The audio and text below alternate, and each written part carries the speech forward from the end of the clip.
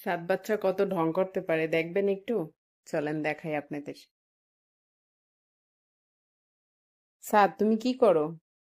তুমি কি করো? আরে আমি তো জানি তো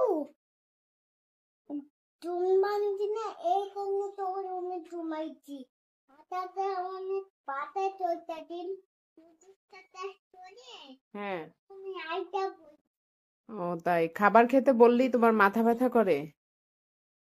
তুমি এত পাও ব্যথা করে? এত ঢং কোথা থেকে শিখছো? হাতও ব্যথা করে?